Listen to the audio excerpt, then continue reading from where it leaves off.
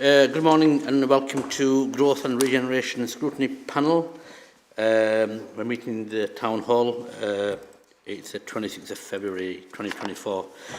Membership of the panel. We have apologies from Jonathan Milner, who's a co-optee, and I've got apologies from Councillor Harry McCarthy, who will be here. He's just running a bit late. So thank you, members, for attending, and thank you, officers. Item 2, minutes of the previous meeting. Are there a correct record? Yeah. Thank you, John.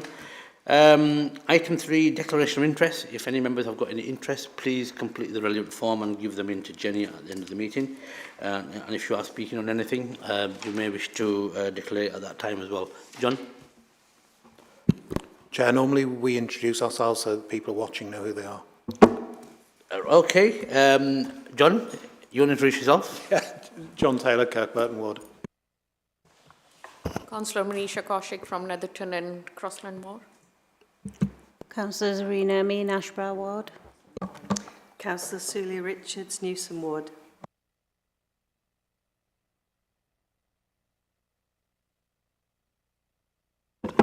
Item 4, admission of the public. If there are any members of the public watching. Agenda items are public. Okay, thank you very much. Item 5, deputations and petitions. I don't believe we have received any. And we've not received any members of the public to ask any public questions. The rule is that they're going to be handed in 3 days before the meeting, but we've not received any. Item 7, local centres. And we've got Marsden, so we've got Simon Taylor and a few officers. So I don't know if you want to start, Simon, or the lead member, Councillor Graham Turner. Yeah. Graham, you want to introduce it, and then we'll take it from there. Thanks very much. So, for those who are watching, I'm Councillor Graham Turner, portfolio holder for Growth and Regen and Finance. Chair, we've got a few slides for you, I believe, coming up. We'll explain why we're working on Marsden and the potential up there, the unlocking of some money through DLUC, through the levelling up fund has given us an opportunity to build on that, because Marsden has huge potential growth in economic terms, I believe. So over to are you presenting these, Simon? So Simon, I'll go run through the slides and then we'll take any questions after that. So actually my colleague, thank you for that, Councillor Turner, my colleague David Wildman is going to run through a set of slides which sets the scene for Marsden and the work that we're doing there. It covers off forthcoming sort of community-based master plan, and also where we are with the Levelling Up Fund proposal at New Mill as well. So I'm going to hand over to David. Thank you very much. Thanks, Simon. Good morning, everyone. I'm Dave Wildman. So the slides I'm going to run through, check these are working.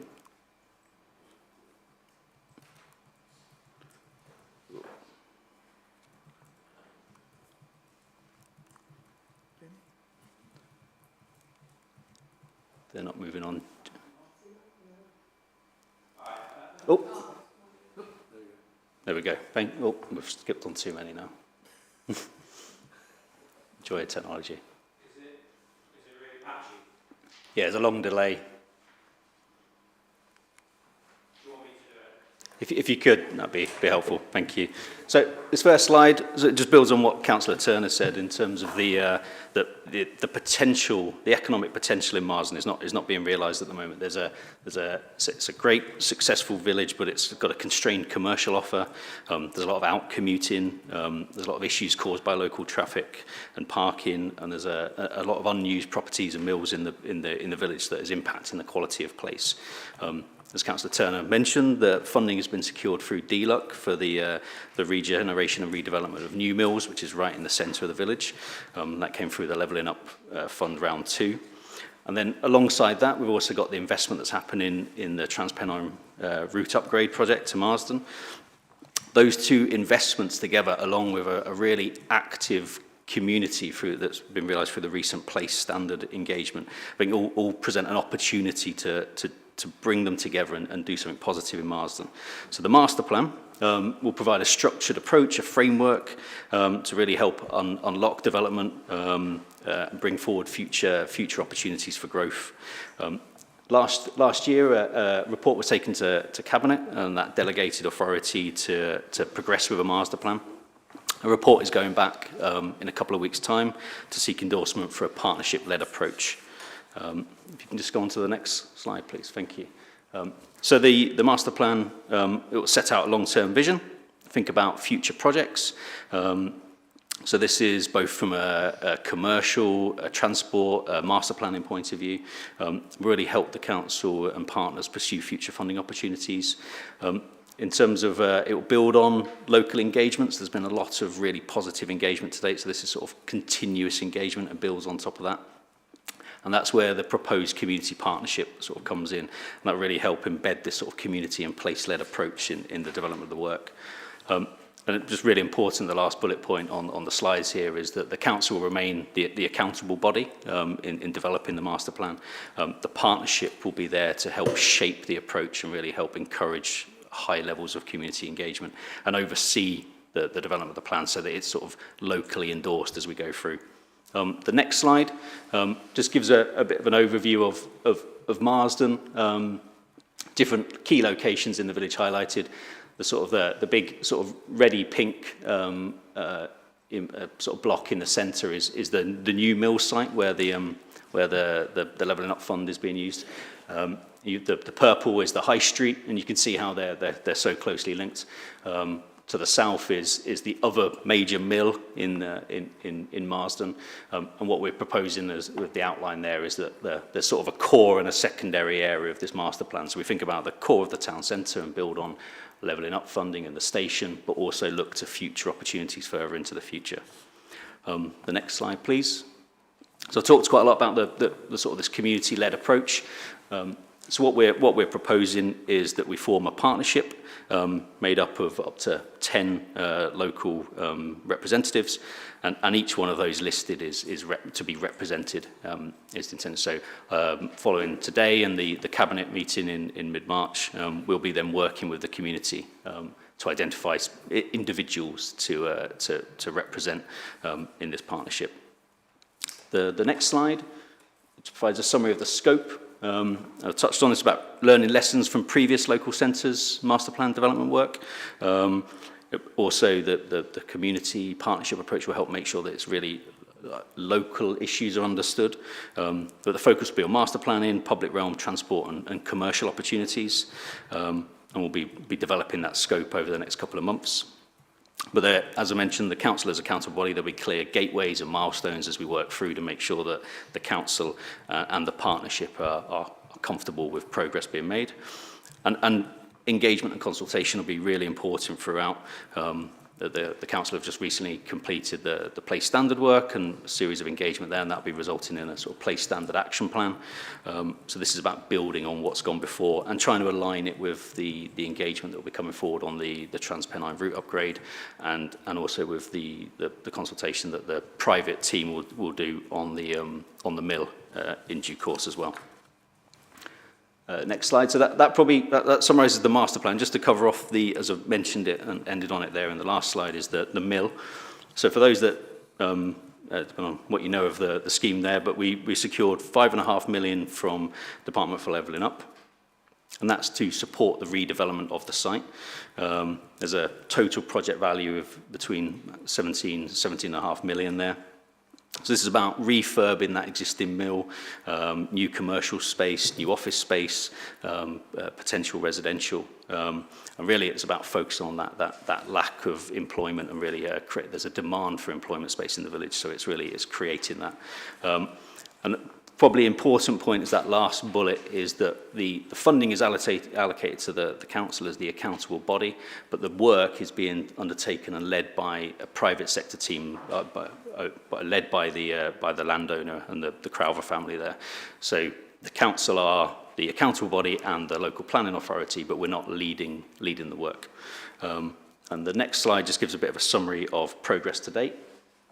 So there's a lot of regular liaison going on between the council and the development team to make sure we understand progress. The development team there have undertaken a lot of engagement, the site visits, both with the planners at the council, as well as Historic England. They've submitted a pre-application submission to Historic England. Feedback was received last week. They've submitted their pre-app application to the council as planning authority last week as well. So there'll be discussions coming forward on the plan, and we're proposing a sort of multidisciplinary workshop in the near future to sort of understand the options proposed and discuss next steps. And as a council, we're engaging with the government's Deluxe Levelling Up Places service and the support they are offering. And so there's basically this is an opportunity to build and strengthen our relationship with DLUC and seek out future funding opportunities. The last two slides, one just a couple of images of the mill site in the middle of Marsden. So you can, the image on the left here gives you a feel for scale, and the images on the right are those that are in progress, but give you a sort of an overview of what's coming forward through the pre-application process. But there's a lot of work to be done on the detail and the plans, and obviously that'll be developed over the coming months. And the last slide just gives a summary of, I suppose, some key dates and milestones. Series of briefings this month. The pre-applications, as I mentioned, we'll taking a report to Cabinet in mid-March to seek approval for the master plan approach. Over that same time, the community are working to agree the place standard partnership. And then the proposal is, given the work and the resources needed to develop the master plan, is that we'll need external support with that. So sort of through March and April, we'll be looking to scope out what that is, procure that, and then undertake the development of the master plan from summer through to winter this year. And in parallel to that, there'll be a lot of engagement with the Transpennine route upgrade team and the New Mills team. So this is all about bringing it all together, really. That's the end of my update, Chair. I hope that's helpful for everyone. Thank you very much for that excellent presentation. Anybody wants to add anything else? Graham, do you want to add anything before we open it up? No, I'll wait and see if anybody's got any questions, Chair. Okay, questions from members? Councillor Amin? I have noticed on here that you have mentioned transport. At what point will they come in and look at the infrastructure? I mean, you've said external, so are we appointing someone external, or will we be using our own resources for that? So thank you for the question. So the current proposal is that we'll go out to seek external support, including sort of transport specialists, but there will be a mixture of internal input into it as well. So, but yeah, if we bring a consultant on board, they will involve sort of transport consultants as part of it. Is that okay? Chris? A couple of, well, one question and one request, really. I looked at the plans, it looks a fascinating project, but I didn't see any mention of actual parking being increased for the new development there. Parking at the moment, every time we go to Marsden, is a nightmare. It's very congested and not a great deal there. And the request I would make is that when this goes through and if planning impose any conditions on the development, that they are enforced before the developer gets sign-off. In Slowett, the Globe Mill development, I believe there was a condition put on the planning that they made an access across the canal to the chemist, which was moving. That's never been done. So you constantly see elderly people having to walk all the way down, cross the canal by the little bridge, and then walk all the way down to the chemist, because there's no access across the canal. So the parking is the question, the other one is a request, please. Thank you, Chair. Okay, thank you. Yeah, I mean, on the request noted, I think we've got, we're obviously in regular engagement with our planning colleagues, so feed that back. In terms of the question about parking, yeah, Peel Street, as you mentioned, is an issue, so there's two bits there. One, parking will be within scope as part of the master plan, so the team that look at that will consider where are the issues with parking at the moment, where are the opportunities. In terms of the scheme at New Mills, we are talking to the team there about whether there's opportunities within that site to create additional parking that would support the wider village. So it's definitely within the remit of this work. So so it's being considered. So. Thank you. Councillor Taylor? Councillor McCarthy? Thanks, Chair, and apologies for being late earlier. I gave you apologies, sir. Thank you. Thank you for letting me know. Yeah, so I think, firstly, just to thank officers for the work that they've done on this, because this has been impressively quick turnaround. I don't think any of us actually thought it was going to happen this quickly, which is, one of the very, very few times as a councillor I actually can stand here and say, wow, this happened much quicker than I actually thought it would do, which is really impressive. I think, so obviously this is something that I've been engaged with as a ward councillor now, pretty much from kind of the first few months I was elected.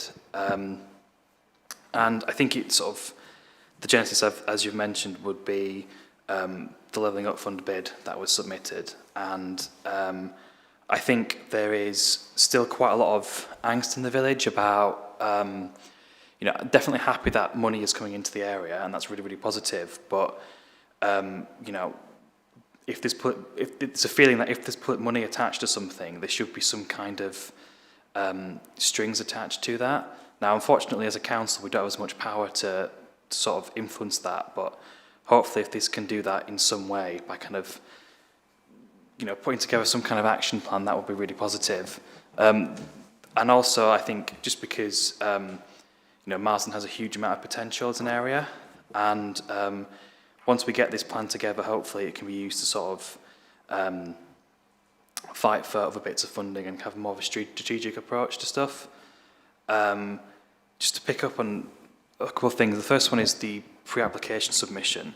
Are we allowed to sort of have sight of that and kind of feed it into what planning's saying anyway? Because I think one of the few levers that we do have with this is going to be through the planning process. I think you mentioned the Globe Mill development, which has been something that has been really challenging to deal with as a ward councillor, because it's sort of been a sort of drip, drip, drip of the developer trying to sort of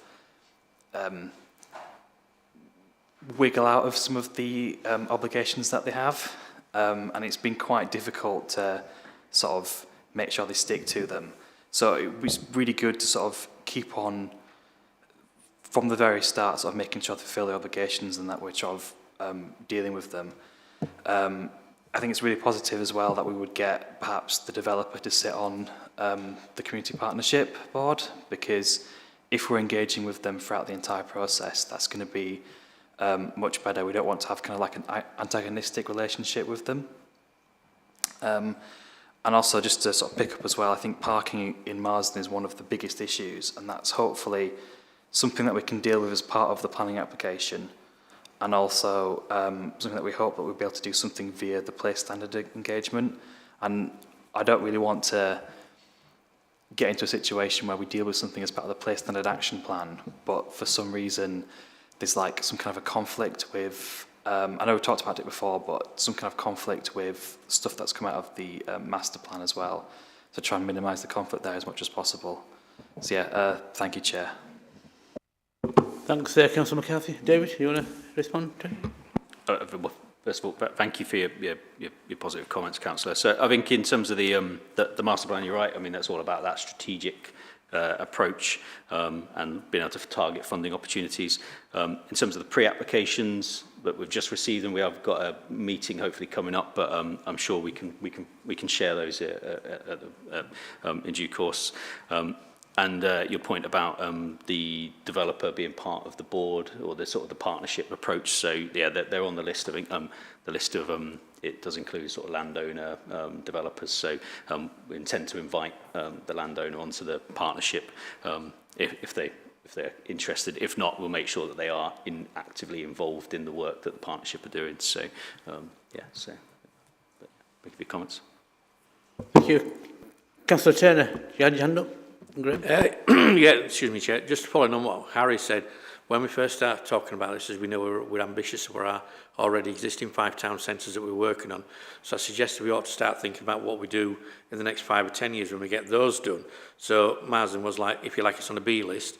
But because the people of Marsden are so well organised and so involved, it has gone a lot quicker than we anticipated, Harry, which may give us a problem, but it's a good problem to have. Because as I said, the people do seem to be engaged and they do seem to have a vision and they do seem to be working together. So it has gone really quick to get to this stage. I didn't anticipate it being this quick, but that's positive. It shows that the people of Marsden are up for some investment and a development of their town. Right, thanks, Councillor Turner. Councillor Taylor? Thank you, Chair, and thank you, David, for the presentation. Number of questions. I'm going to start with actually the title of your first slide, Why Marsden? I don't have a problem with Marsden, but when I read the words that you've described, so constrained by its commercial offer, high levels of out-commuting, along with issues caused by traffic, parking and unused property which impact on the quality of place, I could make exactly the same argument for a number of other areas in the district. A number of areas that did place standard 2, 3, 4 years ago and have had little or no support from the council since. So I do ask the question, why Marsden? And why aren't we giving that equal support to other districts that have stepped forward? We've talked a little bit about parking. Parking has been the main issue on every place standard that I've done. When I've tried to engage with the council on parking, I've been told they aren't prepared to do anything. There's no funding, we're not going to build any more car parks, we're not going to provide any more car parking. So I'm very supportive of this because I don't see why Marsden's to lose out. But I just want to put a marker down that you're treating some areas differently to other parts of the district. And those comments there absolutely can be said of most of my wards, certainly, and I can think of other parts of the district as well where it's equally applicable. And we ought to be treating all areas equitably and not putting one or two above. Graham quite rightly mentions about, you know, we'll have a forward plan. I get that you can't do everything at once. You're absolutely right, Graham. But it would be nice to know what is on that forward plan. Because I've got a very engaged community in Kirkburton that's done a place standard, but we can't get any engagement from officers and we're told there's no money available. So it doesn't feel like the people of my ward are being treated equally with the people of Marsden. So that's my first comment. My second comment is about the Community Partnership Board. I mean, I'm sure it says somewhere in here that we were following the approach that we've taken with the likes of the town boards. But the town boards had the MP involved. Now, the MP was heavily involved in securing the funding from DLUC, but you don't seem to be including him in the community partnership. So I would have thought he ought to be, as an elected representative of that area, included in the partnership. Because I am worried that you've got a partnership here, and from what I can see, there's only one elected representative on it. So everyone else is, to a certain extent, self-selecting or self-appointed. So I think, you know, if you're going to be, you know, reflective of elected representatives, you need to make sure they're on the board. Also, you've got Marsden Community Association on here, don't have a problem with that at all. But then you've got community group stroke organisation. Well, by definition, isn't Marsden Community Association a community group stroke organisation? So that's a duplicate, isn't it? Or have I missed something here? And they're my questions. So one's a bit of a, to be fair, a marker to say we should be treating all of the district equally. And then there's a question around that community partnership and whether it's properly representative. Thank you, Chair. Thank you, Councillor Taylor. David, do you want to? Do you mind if I come in on the first, Simon? first point? You can do. Yeah, if that's okay. Yeah, the why Marsden. You're absolutely right, Councillor Taylor. You know, lots of towns and villages in Kirklees display some of these issues. I think the thing that really sets Marsden apart is the investment through Levelling Up Fund, which is significant. It's about £17.5 million. What we didn't want to have in Marsden was that development going ahead and no recognition of some of the other issues that might actually get worsened or not solved through that development. So that's a major catalyst in sort of getting this point in Marsden. The other issue is what's happening at TRU. The train station will be revamped at Marsden as well, and there's a lot of land around the station that needs to be used much more efficiently. So we're hoping the master planning exercise can pick up on that. So that's sort of sets Marsden apart right now. That might happen in some of the other centres across Kirklees over the coming years. We haven't as yet allocated any of the local centres' money directly to Marsden. That's a decision for a bit further down the line. We're concentrating on helping the developer and working with DLUC on the big project and coming forward with a more sort of community-led master plan. So hopefully that helps. I do recognise the points that you're making. They are completely valid. I think the reason we don't go faster and take on more is about resources, really. But eventually we will get to these places. Don't know if that helps. Yeah, thanks, Simon. Councillor Turner, you had your hand up? Yeah, just to reiterate what Simon says, why Marsden? Because there's 16 plus million quid going in there that's not going in anywhere else. And you're right, John, there are other areas within the Kirklees family flag that crying out for investment, but we've got the 5 projects ongoing already with our smaller towns, as we call them.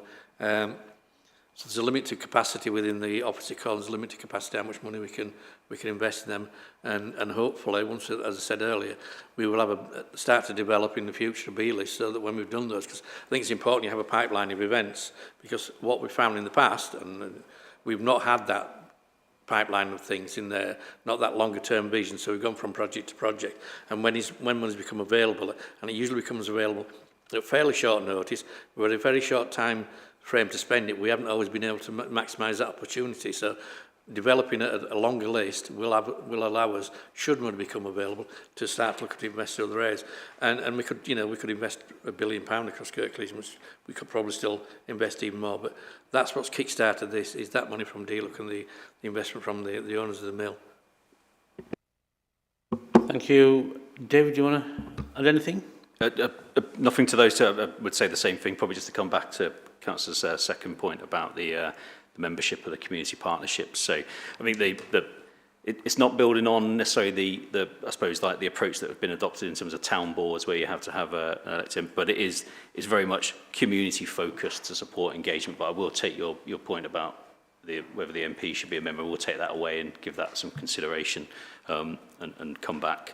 In terms of the Marsden Association, obviously a very active group in the village, and are taking the leading role on the sort of the place standard action plan. So they're involved because of that, but there are other community groups in the village that we want to create the opportunity. So there's a smaller, more community-based representation. But we'll I think maybe take away your comment, Councillor, and reflect on the partnership. It's not fixed at this point in time. This is the current proposal.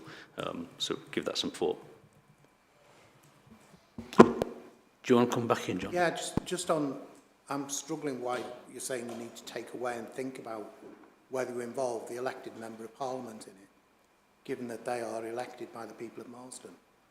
Why would they not be involved, particularly given the role that they played in helping secure the funding in the first place? Surely it's just a given.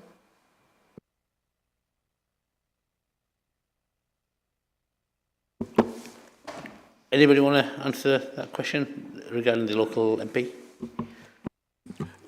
It's definitely a consideration. I think the report's going to Cabinet next week. I don't want to preempt what Cabinet want to say about it, but certainly it's a valid point that you raised. There is a difference here between this and the town boards. There's some instruction around that, but you're absolutely right. The MP was pretty instrumental in the bid.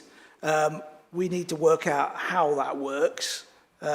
Should the MP want to be involved? I'm sure he does, actually. So, All right, I'm going to keep coming back and I'm going to keep asking the question. Why are you not just saying, yes, we will invite him to join the partnership? I don't understand what the objection is. Can you answer that question now? Because I think what you said is that this report's going to Cabinet next week. The question John is asking is, why can't the MP be involved now?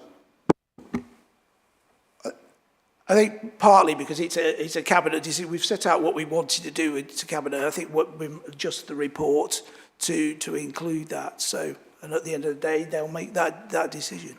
But you're not wrong. I think it's probably the right thing to do. I think you made it clear that it's a cabinet decision. Yeah. So, Councillor Turner, do you want to come in and is there anything you can share with us, or shall we wait till next week? Cabinet, and it'll be a cabinet decision. I can't speak for my colleagues, obviously. That's not how cabinet works, as you know. I have no objection to the MP becoming involved at all. And if you want, I'll make sure it's in the report to go to cabinet next week. But I have no problem with it. Thank you very much. I think that answers the question as far as the cabinet members concerned. I think if there's a report going to Cabinet that lists these are the people we want to invite to be members, the MP should be on that list. If the Cabinet then... John, I've just said that. It'll be on the list. And that's why I think, to be fair, it's a question to the Cabinet member, and I think the Cabinet member has made the position very, very clear. I don't think it's something that the officers can really answer. But I think Graham's answered it quite sufficiently. Councillor McCarthy?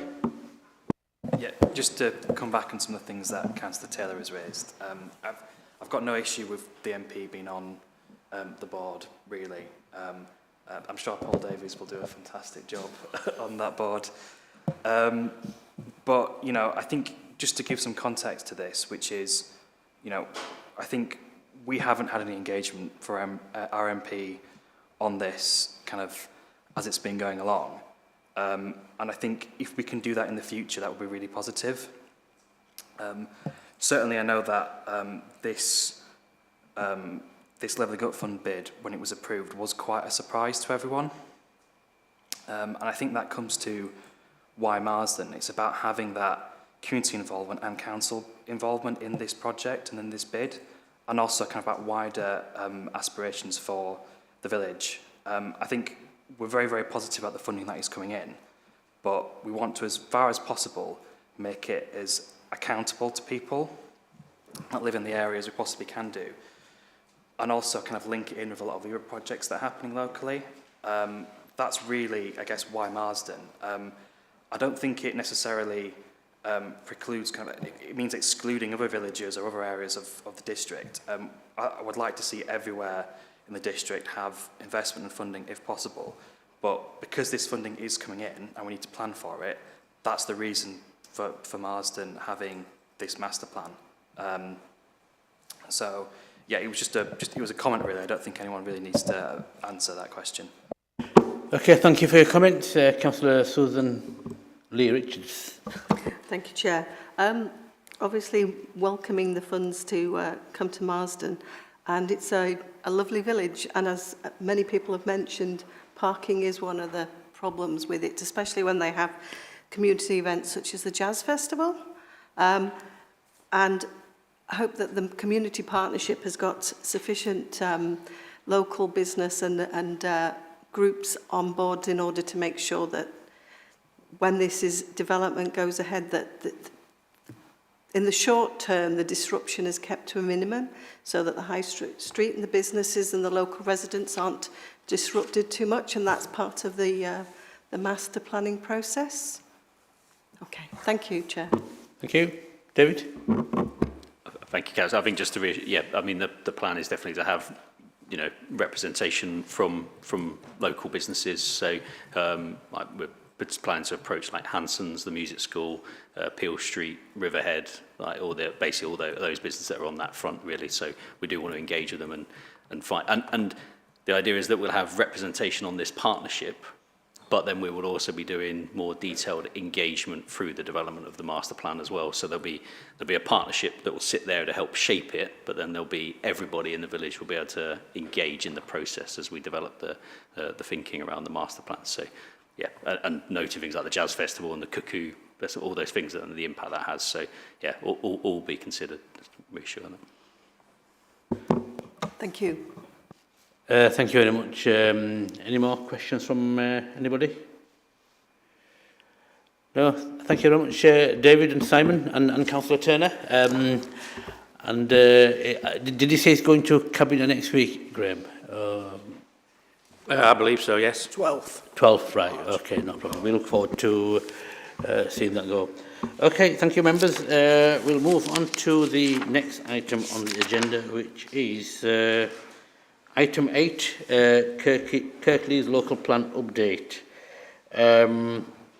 So, Edward, do you want to lead this, then Joanna? I'll just go quick. Graham, you want to introduce it If again? you like. Okay, Graham. This is no doubt the first of many times we'll be here over the next few years as we roll out the local plan.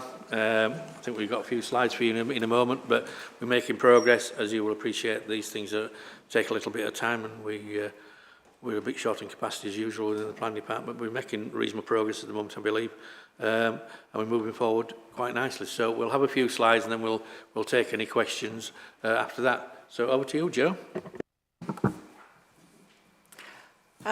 Thanks, everybody. So Scrutiny panel asked for an update on the local plan. We've split the report into 4 parts. Just a quick update on where we were with the review to set the context for the update, some supporting documents that we've worked on, which will assist in the local plan update, local plan update tasks themselves, and then some implications of the emerging legislation that's coming forward. So next slide, please. So as you'll be aware, we started the review back in the summer 2023 in order to get it through the process before our 5-year period was up in February. We brought a report to Scrutiny panel, which was just about the process, but at that time we were still working on the outcomes. Essentially, just as a reminder, the assessment was based on the Planning Advisory Service review template. It looked at 3 main topics covering 14 questions, but that was about the delivery of the spatial strategy, whether there were any council priorities that had impacted on the plan, and whether the plan policies themselves were still compliant with local plan guidance. Next slide, please. So just a reminder of the outcomes. It was mainly around the delivery of the spatial strategy. The plan didn't have a 5-year land supply, and there was an undelivery of housing and potential for employment delivery. While we had known sites that were coming forward, they had yet to enter the planning process. In terms of the council's priorities, while the local plan was found sound at examination in terms of sustainability, the council's climate action plan was developed after the plan was adopted. So the review provided an opportunity to re-look at plan policies to assist towards net zero. In terms of the planning policies themselves, we spoke to our service users. We looked at our monitoring for development management in applications and appeals, and most of the policies were still found to be working. So it's important to say the whole of the plan isn't out of date. The local plan, national planning policy guidance, and our supplementary planning documents will continue to be the main tools that we use in determining planning decisions. The Planning Officers Society were invited to give us an independent view on whether it should be a partial or a full review, in their opinion, because of the interrelationship between the strategy, the planning policies, the cost, and actually transparency to our communities in what we were doing. It would be better to do a full review. Next slide, please. So in the meantime, we wanted to address the situation that we hadn't got a 5-year land supply. So we produced an interim housing position statement. That again was presented to Scrutiny in November and taken to Cabinet in December. We've also worked on a revised local plan timetable, which is not just a timetable for the local plan, but a whole host of other planning policy documents, and updated our statement of community involvement. They went out to consultation November to December. We've updated the statement of community involvement on the basis of the comments that were fed back to us, and the plan is that both those documents will go to Cabinet in March. Next slide, please. This slide sort of just gives a summary of the main elements of the plan that we're working on at the moment. We will be doing an early engagement exercise, inviting the community's comments on the vision, objectives and contents of the plan. I had hoped that that would be earlier in the year, but we were trying to align that with emerging council strategies, and also I'd hoped that the National Development Management policies would have been published. That then would have set us a framework of what we were required to look at in planning terms, and how then we could develop locally derived policies from that. I'll go into the evidence here and then come back to the sites. You'll see in 2.7 of the report there is a whole host of evidence that we are looking at. We're looking at our existing evidence that supported the last local plan, and we're looking at whether we need to update that in entirety, or whether just to do a review of that, and that covers everything to do with housing, employment, transport, flood risk, and a whole host of tasks around completing statutory requirements such as sustainability appraisal. That evidence will be used to inform not only whether our policies could be developed further, it'll help inform the climate change policies, but also it help and shape and inform the spatial strategy itself. Going back to the sites, we have had a call for sites process which has been open since 2020. That's ongoing. We'll be promoting that again as part of the early engagement, and sites are coming through for that process, which will need to be assessed once we have our housing and employment needs and requirements. We've got an ongoing brownfield land register, and we're also working internally with different services to look at identifying what priorities are, what the needs are, and how we might accommodate those. Next slide, I think, is question. Oh no, sorry, jumping ahead.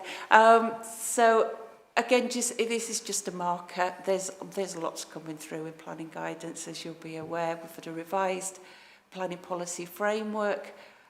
We attached some of the key changes to that to the report, and there are more changes proposed. Planning reforms consultation was all about speeding up the process. It looks like the outcomes may be with us in the autumn, but some of the things from that have already found their way into the Levelling Up and Regeneration Act. So there's a new section in there about infrastructure levy. We still need the regulations to be able to implement that. There is a section on supplementary plans, which will be the replacement to the supplementary planning documents. All of this will have an impact on what we include in the plan, how we include it, and possibly the timetabling of it. That's about all from me.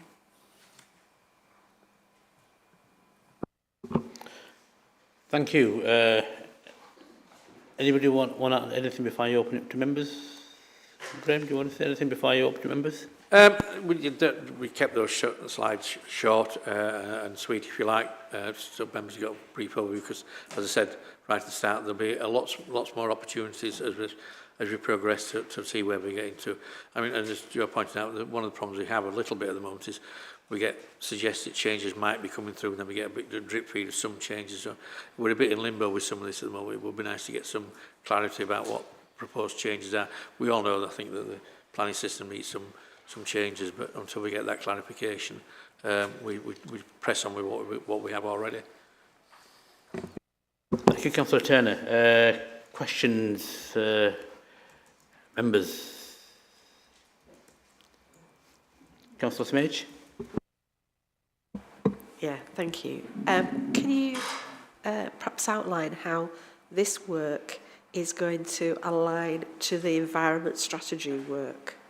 Because in the environment strategy, there's quite a bit about housing and brownfield first approach and things like this, and people being within a certain walking distance of green spaces, etc. So could you outline how the local plan work and the environment strategy are going to fit together? Thank you.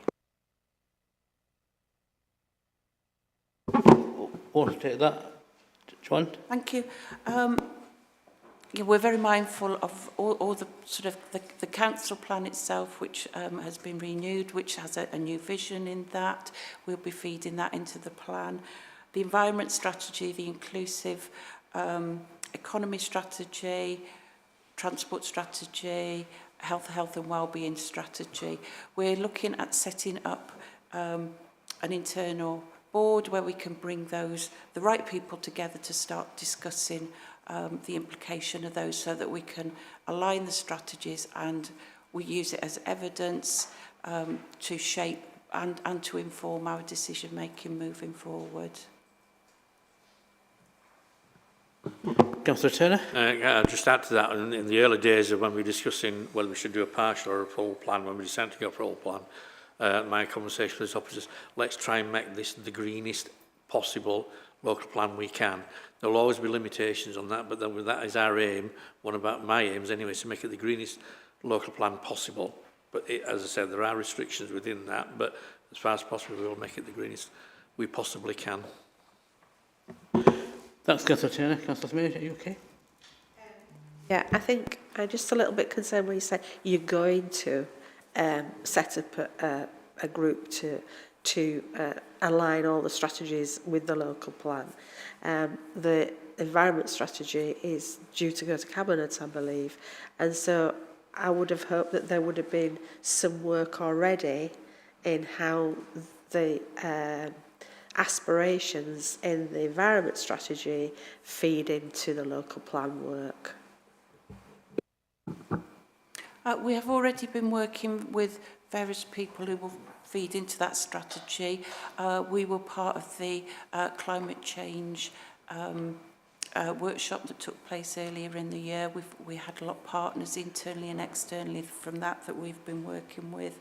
Andrea's been working directly with a number of services on open space, sports provision, environmental issues. We've just not brought all the people together into one place. Thank you very much. Chris? Thank you, Chair. When I first read this report, I thought, oh my goodness, this is a huge project. It's vast. And I really struggled to sort of understand how things come together. Now, I know this is a big ask, but is there any way of giving us some sort of graphics that show how this sort of all these different threads gradually come together and what the key points are? I mean, in the past life, I used to be a project manager and we used to have to run critical paths and things like that. I know you'll probably be doing that behind the scenes, but if there's some way we can get a handle on this, because I'm really struggling to actually see how this flows through. It's just so vast. Thank you. There are a number of diagrams which are actually in the National Planning Practice Guidance, and we could look to if we can do an exercise. We'll need to overlay some of those to get not just the sort of the main stages, but then, as you said, to get the main actions that are moving into that. So certainly we can look at that, and I think that would be a really good thing for us to look at as part of the early engagement as well, if we can do some sort of simplified diagram. Thank you. Zarina, Councillor Amin. Yeah, Thank you for this and the work that's gone behind it. For me, it's the local plan can only be as good as the evidence that you have. So, and I've looked on your list, and for me, it's the strategic flood risk assessment, because a lot of the houses now that are coming forward are either in floodplains or they're being affected by the drainage is inadequate because once they've dug out, and I'll give you the example up at Bradley, is once they've dug out, they end up with flooding from areas around it. So how good or up to date is the strategic flood risk assessment, and do you account for, even if they're not in flood zones, do you account for that displacement of water from areas surrounding the development, and what measures are put in place for that? Thank you. Councillor Turner? We've just finished the new flood risk strategy, so that goes to Cabinet, and then the next other one after. So we've actually, oh, did he go? He went to Cabinet, sorry. It's a massive document, it's about year thing, I've forgotten about it.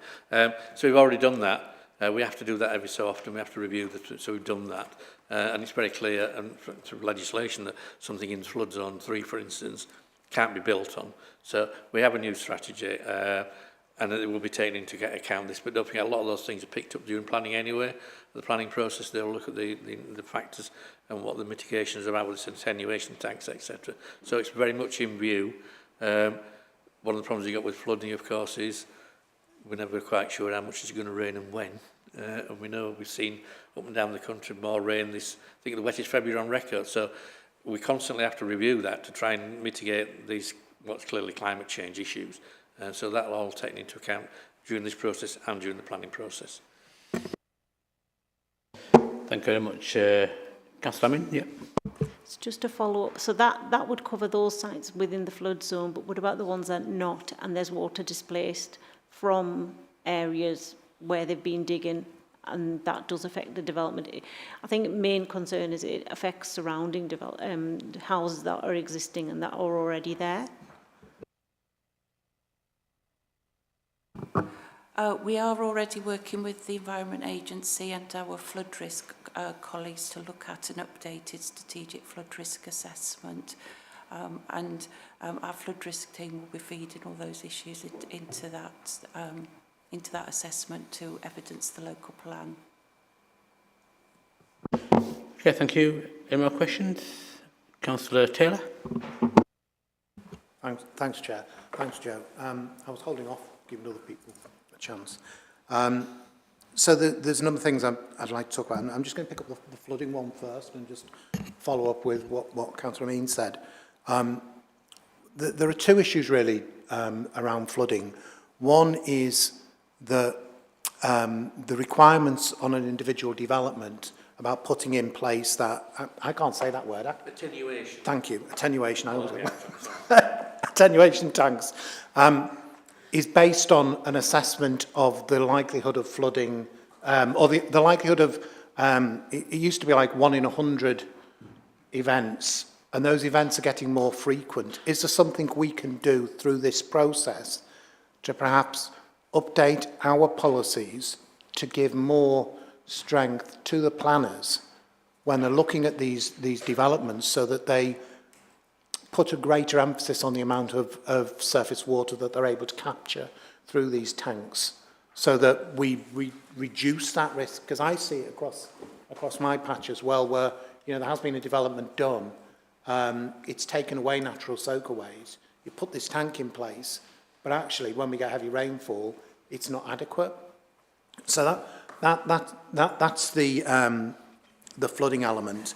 The other issue I see with flooding, and it is again surface water, and it's a problem when we look at planning, is because we look at individual sites. Sometimes the issues are caused by a number of developments in an area, and we don't seem to have policies at the moment that would enable us to look a bit more holistically at developments and perhaps put more emphasis on some mitigants coming in place, because just the scale of developments, which are individual planning applications and all viewed individually mean that the cumulative effect is greater. And there was some reference in here, and I spotted it and picked it up, about cumulative. It talks about transport modelling, looking at the impact of sites individually and cumulatively, because we don't currently do that either in transport.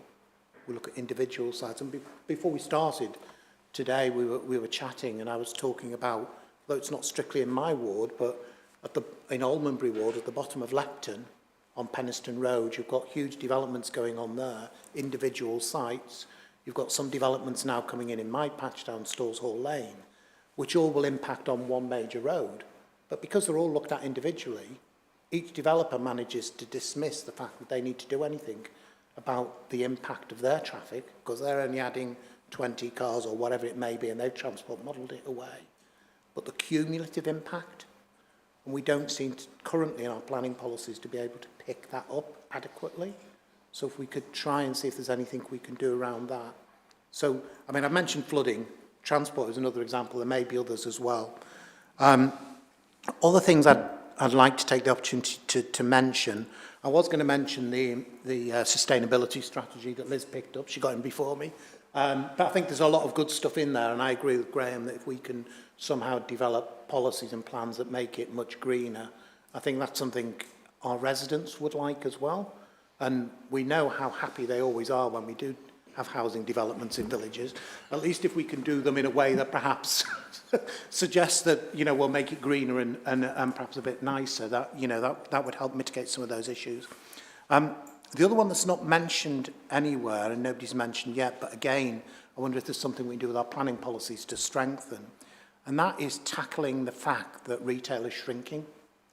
And, you know, bringing in some, I don't know how we do it, but to encourage that, you know, sort of town centre or city centre living, or that conversion of some of the retail space into other usage. So it would be advantageous if there was something we could build in around that, either in our policies or in our visioning around what we want to do with the community. Then I did have a question about, in terms of the early engagement, what the role of councillors was going to be within that. You'll always get me asking about what about us councillors, if it's not mentioned in the report. And it wasn't clear whether we're treated as one of these stakeholders, because you talk about residents and stakeholders, but you don't mention councillors. So I would hope that we will be included in that, and I would be interested in understanding how that's going to happen. Then my other big question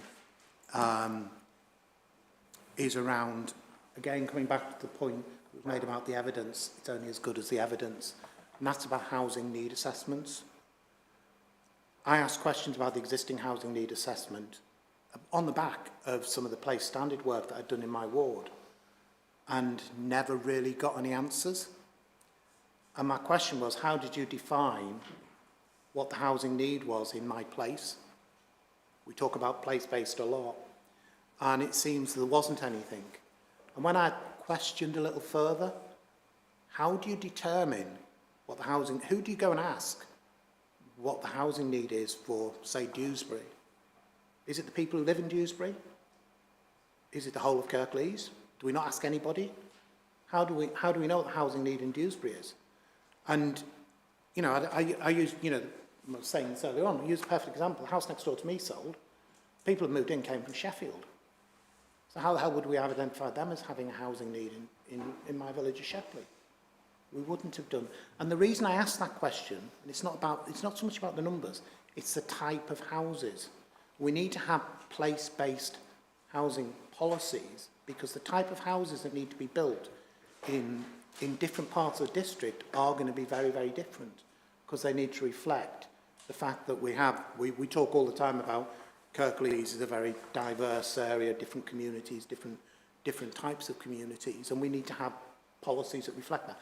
Our current plan doesn't do that at all. It just has this broad brush approach.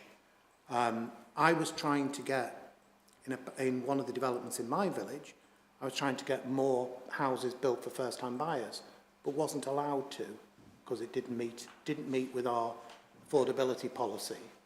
So they were only allowed to build 8, and they sold in 5 minutes. That tells me there's a housing need there. But we're not addressing it because we don't have any place-based policies. So I think there's a huge piece of work to be done at the moment around how do we square that? How do we get the right types of houses being built in the right areas that reflect the demand in those areas?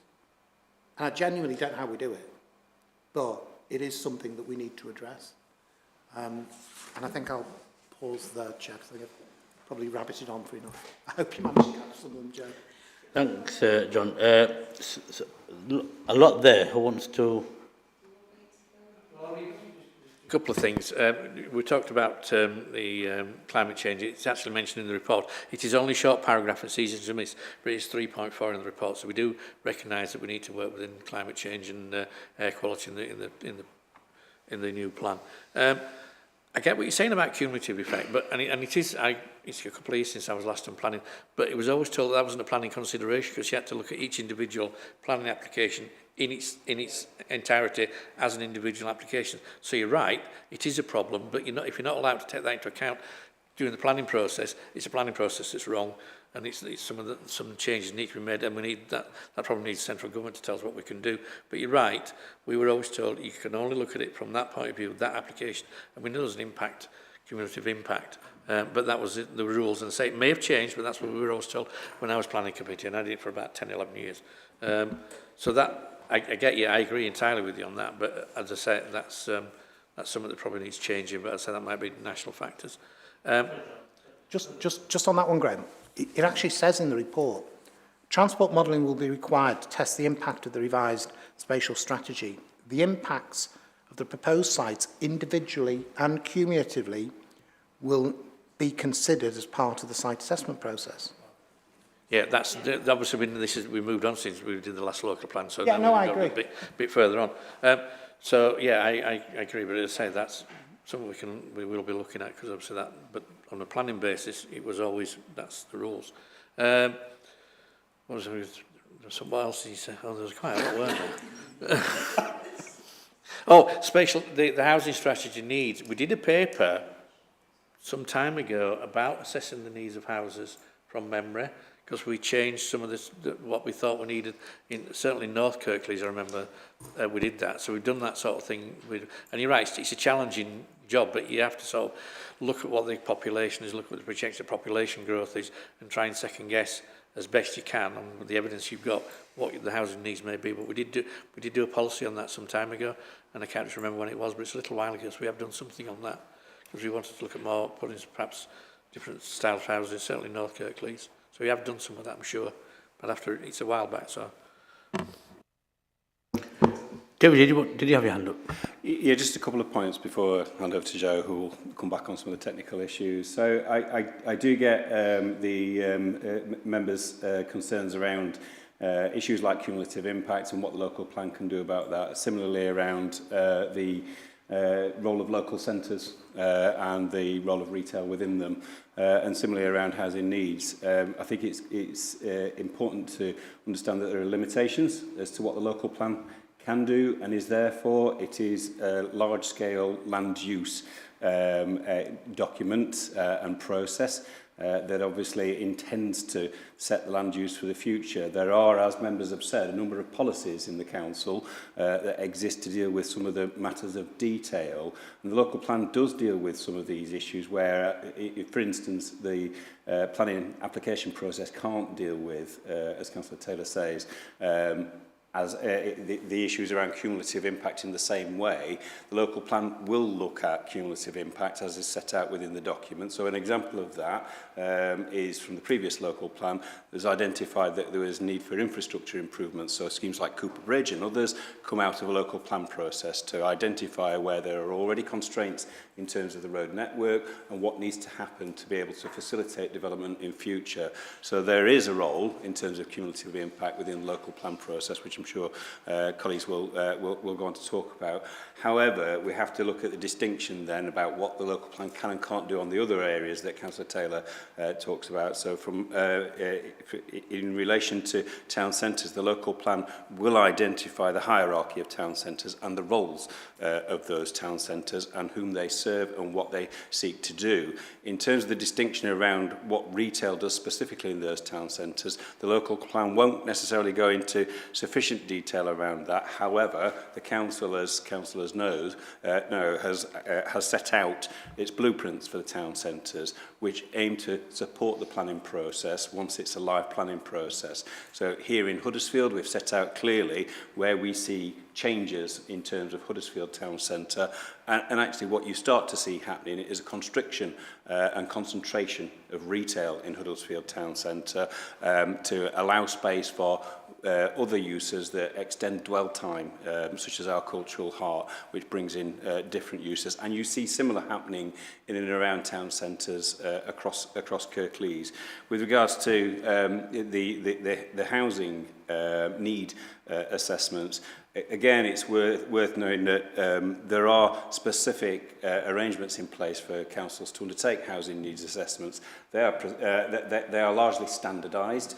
We do tend to look at the existing social housing stock as a base for our information to understand housing needs in the area, because we're looking at the needs of people at certain parts of in certain parts of the housing market who aren't necessarily able to satisfy their own needs. I do appreciate, though, Councillor Taylor is going into a different part of housing needs, which is the wider housing market, and how a local authority understands its wider housing market and therefore is able to provide. The local plan can do something in this area because clearly it sets to allocate land use for housing.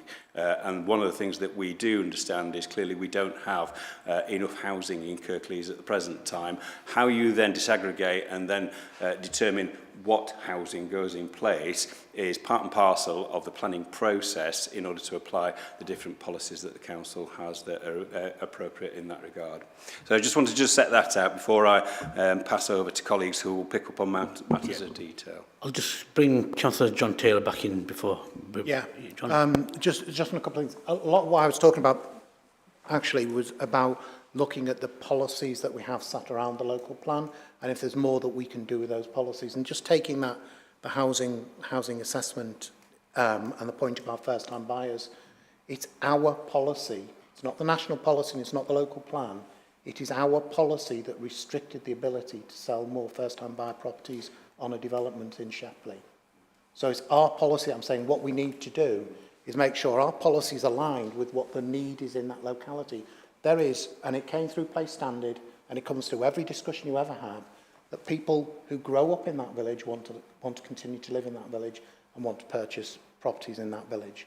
And we're not providing for that because we're artificially restraining the number of houses that are being built for first-time buyers in that location. So it's our local planning policies that we need to look at to make sure that they better align with actually the demand and the housing need in an area. Social housing is a critical part of that, but it's not the only part of it. And we need to recognise that we're not going to provide social housing for all of our residents. We need to make sure that we're providing other options for them rather than forcing them into private renting, which ends up being more expensive anyway.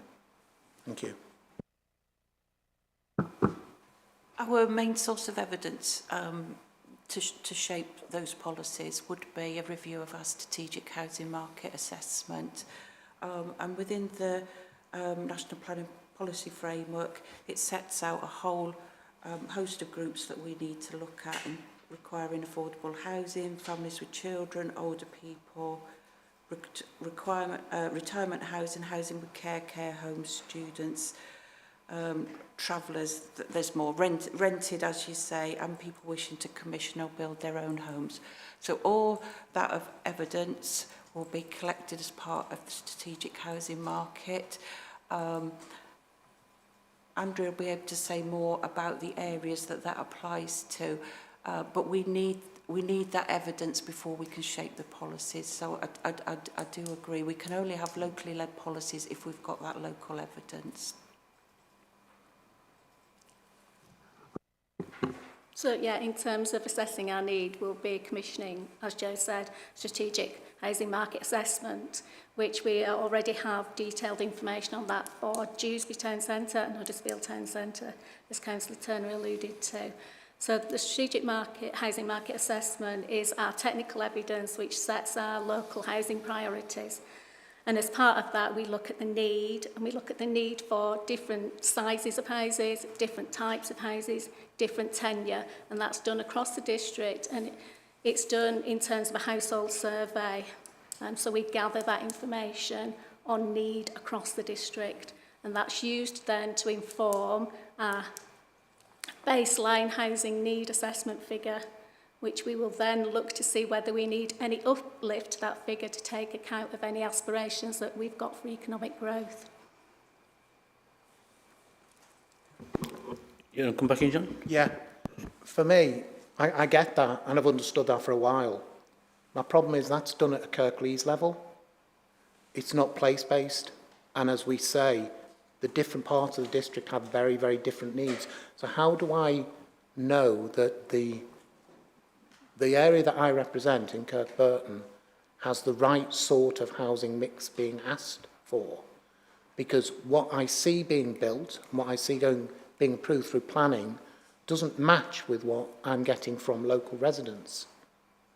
So that's where the mismatch is.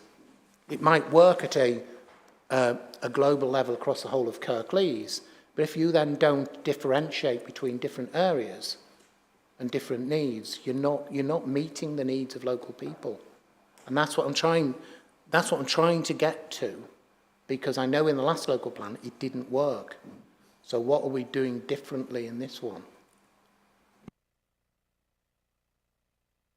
So this time we'll be using a different approach than we did last time. It's a totally different assessment to determine our local housing need. It's a standard method approach that we have to use, but it does look at sub-area level. So we'll be looking at the current housing stock at a sub-area level, and we can certainly look when we commission the strategic housing market assessment to see whether we can then get it down to that more sub-area level. And as you say, last time it did only look at it as a district-wide figure. John, before John goes on, how much discretion do we have in terms of what sort of housing we put in, what sort of housing numbers we have, how we meet demand? Because my understanding is that we can go through all this, but if it fails on its soundness test, and I assume that government's got to sign all this off. So what discretion and what powers do we have in terms of what sort of housing tenure and housing mix and housing numbers do we put in? So I'm clear in terms of what control we really have. Well, on numbers, we don't know yet, because they keep telling us they're going to, depending on what happens later this year, we may have different numbers, because there's noises coming from both people who may or may not be in power about changing the numbers. At this moment in time, we still have to use the same criteria as we did on the last local plan, because nobody's told us any different. But they all keep suggesting, and this is where DLUC sometimes gets a bit messy, because if 1 week we get another thing, and then a bit later on we get a slightly different message out there. So we're not clear, but at this moment in time, we still have to use the same criteria. I hope, beyond hope, that is abandoned, whoever's gives us the figures, because those using that outdated data will not help anybody. So whoever decides, we cannot use. I don't want to use those figures. They're ridiculous. They were wrong then, and they'll be even wronger in, if that's such a word, in the future. While I'm on, I just want to pick up one point John mentioned earlier about town centre living. You're absolutely right, John. We are trying to get people to live in town. And this is where, in some ways, we're a bit out of kilter with Europe, if you like, because a lot of Europeans live in town centres, and it makes them more vibrant, safer, more secure. But we've never really done that in this country. So it's a bit of a cultural change for some people to get them to live in town centres. What you've got to be mindful of is some of the town centre buildings are extremely expensive to convert.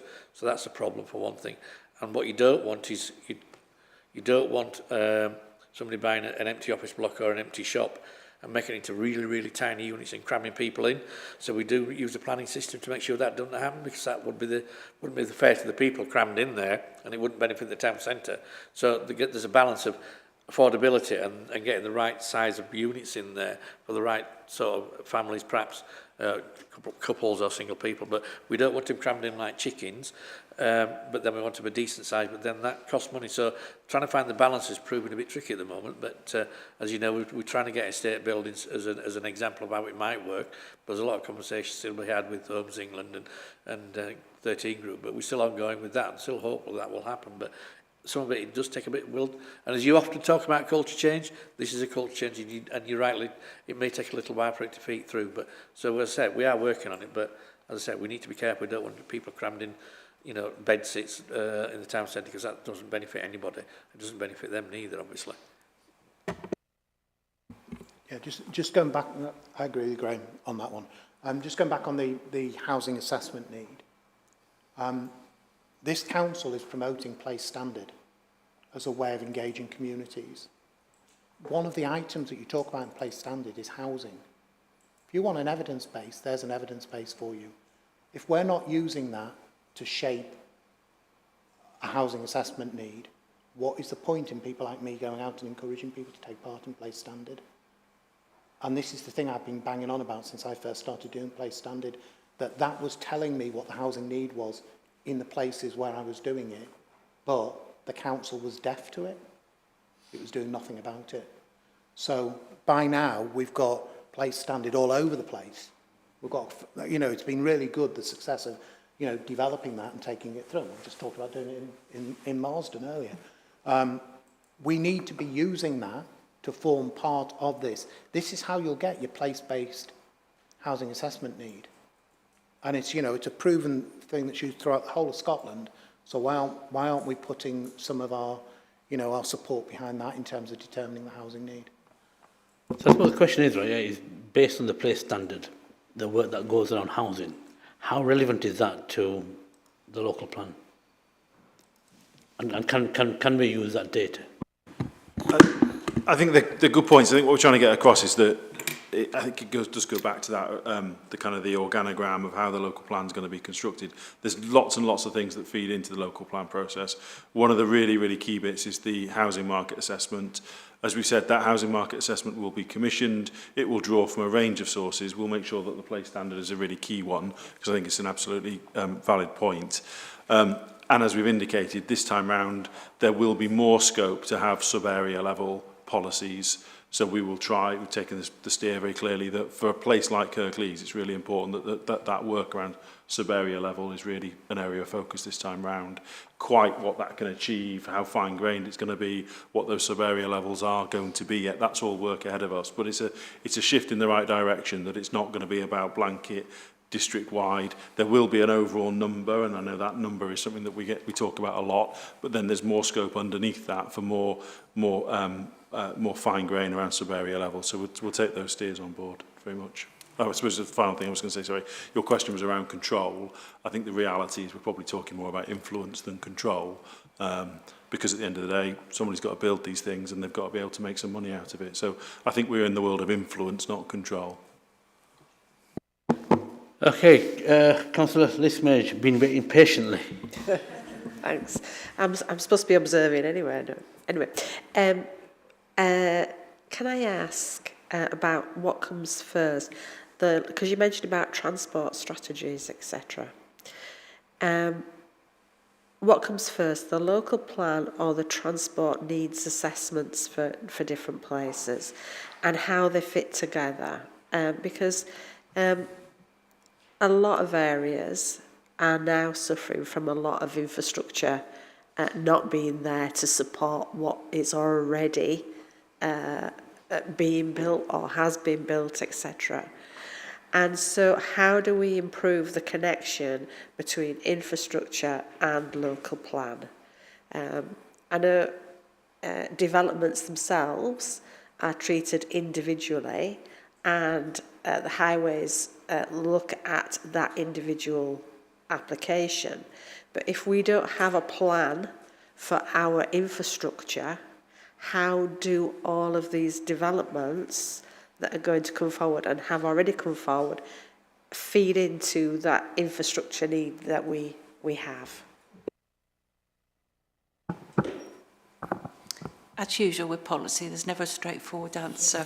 There are several stages of this, and it will be ongoing right through the local plan process.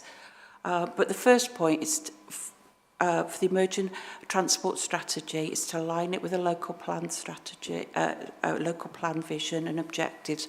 What are the issues? What are the needs? How do we address them?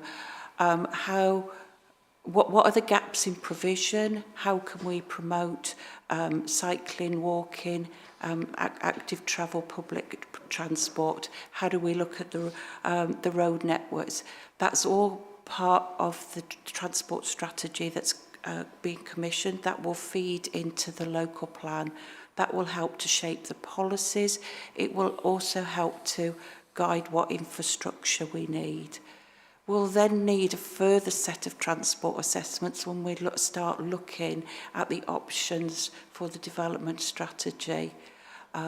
So how does development impact on our road infrastructure? What would we need for public transport? Again, the connections we're walking and cycling, and not just within the district, but connections outside and getting people into our districts, really important as well. The transport strategy will also be looking at the sort of health benefits of that strategy and inclusion, and we will need to look at that. In what we can do in terms of planning, we can't address all the issues there. We'll then need to look at it again when we get to a final plan. So there's lots of evidence that come in. Apart from the assessments as well, there is also the modelling that we've talked about. And when we look at the sites individually, we will do an assessment of whether that site can be delivered in terms of impact on transport, whether it's accessible, whether it needs infrastructure for that.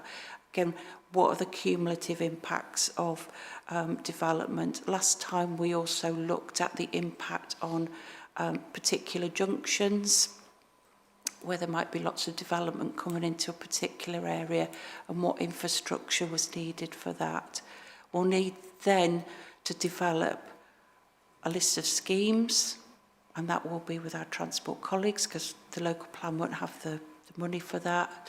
But also look at what we can bring in through the infrastructure delivery plan. So I hope that I've set that out clearly. But again, as Edward said, there's lots of pieces of information that feed into this you know, for the various plans, which will be of benefit to the whole council, not just for the local plan itself. Yeah, can I just quickly come back? So when you're saying about walking, cycling, etc., and public transport, are you also taking account of the impact of motorway junctions, etc., in different areas of Kirklees? Because to me, that we don't seem to have connections between our strategies and other agencies' strategies.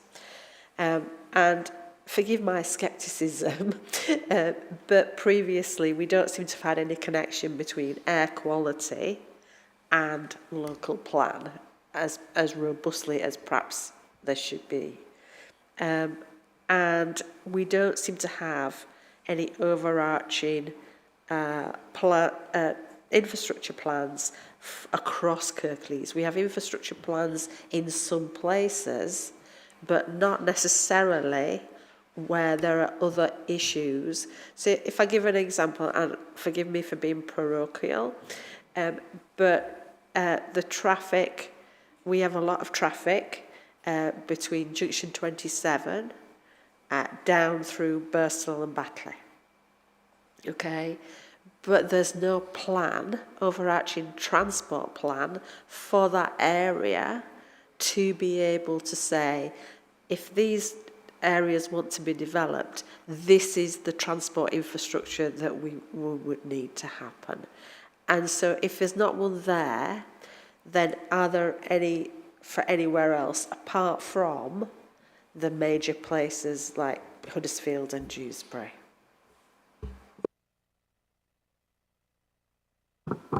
Okay, just to pick up a number of your points. So working with other agencies, we are working with the West Yorkshire Combined Authority. We're looking at the update of their local transport plan 4, how that feeds into our transport strategy, how that informs what we're doing. There are connections with the Combined Authority on mass transit, TRU, the rail strategy, bus strategies, all these things we will need to look at, and we'll be working with our transport strategy colleagues on those and feeding into their networks. Air quality. Air quality did form part of the evidence base for the last local plan, and we will be working with the teams on that again. I'm aware that there is a revised air quality plan. That was assessed again as part of the site assessments and as part of the overall strategy. We looked at air quality, the air quality management areas in relation to developments. So there's a piece of work that we need to do there and scope that out more, I'm sure. And with air quality being factored in again as a priority at looking at climate change, that's high on our agenda. Infrastructure plans. Again, we looked at an infrastructure delivery plan, as you said, for the whole of the plan, and infrastructure that was required to deliver individual sites, and that was recorded in the local plan itself. I think there is more work that we can do on that, and hopefully with the new infrastructure levy, that gives us, when we get the regulations for that, hopefully that gives us some of the sort of tools to deal with, because that looks then not just at the provision of it but the maintenance of it, and sort of scoping out more evidence requirements around the plan. Okay, thank you very much. Councillor Amin. Thank you. I've got a comment and a question. I know this has been discussed to death, and I'm just going to come back on a point that John's made. It is to do with housing. I think for me, and I'm sure this applies to other areas, in Ashbrow you see £1 million houses, and then you see the bottom end of the scale. There's a huge need for social housing in our area, and there's a massive shortfall. New houses are going up, but they're meeting the needs of more working class, stroke middle class. And I was hoping that we could feed into policy somehow where that local need is kind of at the forefront of what housing's being delivered, even if it's just a percentage. It'll go a great way to meet that need. So that's kind of my comment. My question is actually around design codes. So in the evidence list, you've put design and local design code. Has that been prepared, or is that an ongoing document? And how much member involvement would there be in that? Thank you. At the moment, we're at the point of we're just scoping that out. It's just been introduced as a national requirement for all local authorities to have a district-wide one. The government undertook a pilot process into it, and Pathfinder authorities have been producing different design codes. From our research at the moment, they've done everything from a street level to an area level to a district level. So again, we are really just kind of looking at good practice at the moment to see what we think would be best or most appropriate for Kirklees, and that could be implemented by our development management colleagues. But most certainly there would be a role for members within that. But I have to say, just at the moment, we are still scoping that. Yeah, I just want to go back to the comments about social housing. It is challenging, but where we can, we're using our own land to provide that. So we've got the Fenny Lane site, which is hopefully going to be developed with a housing provider. We've got other projects on the go with other providers, but and that's a challenge. You've got to find a partner, because we won't build them ourselves. We need a partner, and then the partner's got financial considerations. That's why we look to, if we get the right deal, to do the land transfer at a nil consideration or a very low consideration to aid that. The private sector, let's be honest, is not necessarily that bothered about social housing, because they need a margin and they don't see a margin in social housing. So that's why they really have to be by housing associations. And again, there's only so many social housing associations and they've only got so much money to invest. And I think we're doing really well. We're a preferred partner of 13 Group. Their second preferred partner, they only us and Hull, so we're really close with them. But it's getting that land, and the best way we can do it is to provide our own land to do that. So the private sector is not really interested, because they want a margin that's greater than they're going to get from social housing. So it really has to be housing associations. But we do everything we can, and we do constantly work with them. And even if on other projects as well, we've got other projects with private providers. We just started a new extra care home last week, so we do work with them. But I accept we don't build enough, and I don't honestly have an answer. Well, I do, but I'm not going to tell you what I think the answer is here. But there is an answer, but we'll have to wait and see. So I'm just going to touch back on the design codes. I've actually been involved in them myself, and my experience with an external body is that they don't really work. I appreciate it's a government requirement, and you need to look at best practice. It would be good just to kind of link in with members when you do go out to consultation on that. But from personal experience, they don't really work. It comes more down to a local level where it's not always applicable, especially where you have conservation areas and listed buildings. It's just a comment. Thank you. Thank you. Councillor Richards. Thank you. Looking at the 2.11, the sustainability and the reference to the 3 pillars, economic, social and environmental objectives, I assume those 3 pillars are equally important and one doesn't outweigh the other 2. And also a comment that you made a reference earlier to setting up a board working with stakeholders on the local plan. Can I ask that Kirklees Climate Commission is included as one of those stakeholders? I mean, they're co-hosted by the University of Huddersfield, and they have some good expertise that could feed into the process. And looking at some of the comments earlier about flooding, and I assume that one of the things we have to do now as a local authority is contribute to the mitigation of and adaptation to climate change. So, you know, that's a very important aspect of what we do with the local plan. So please can we all be kept in the loop and be able to feed into the process, especially as obviously ward members know their areas best and also know the residents well and their needs. Thank you. What's to take that? Joanne? Take all that on board. Okay. Just on the NPPF sets out those 3 pillars that you said, and as part of the sustainability appraisal, we will have to demonstrate that we've looked at all of those in any of the options that go forward, and they will have equal weight. That will form part of the evidence for the local plan. Thank you very much. Thank you. Can Any more questions? Yeah. Sorry, one more comment. We were talking about active travel and you know, getting people to use public transport.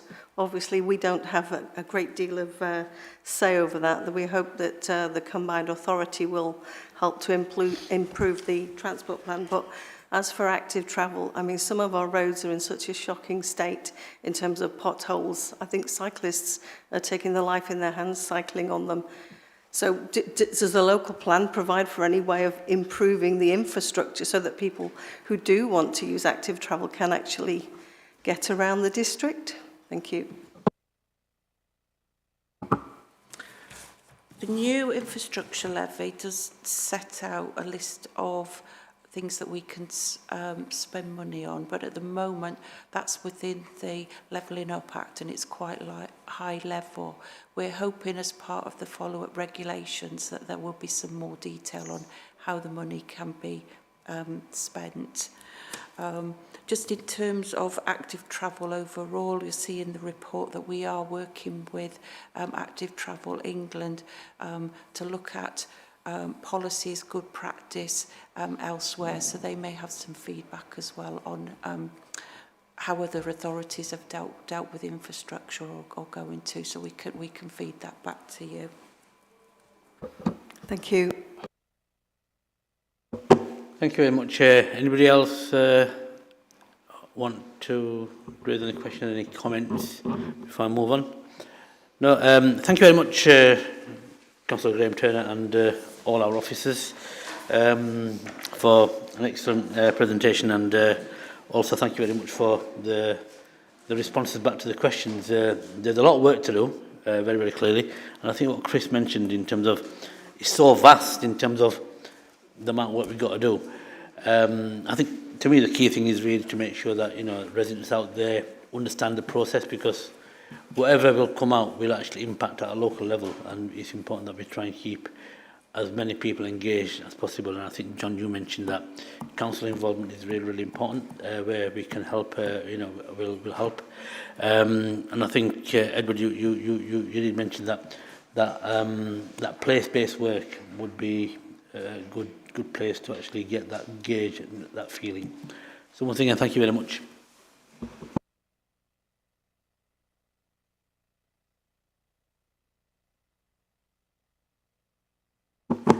Okay, thank you, members. Item 9 is the work programme and forward plan, which is there to be seen by all. Any questions or comments on the forward plan work programme? No, thank you very much. We've got another meeting in 25th of March, so that will be the last meeting for this municipal year. There'll be a full agenda, so once again, thank you very much for your attendance, and thank you for your contributions. Thank you.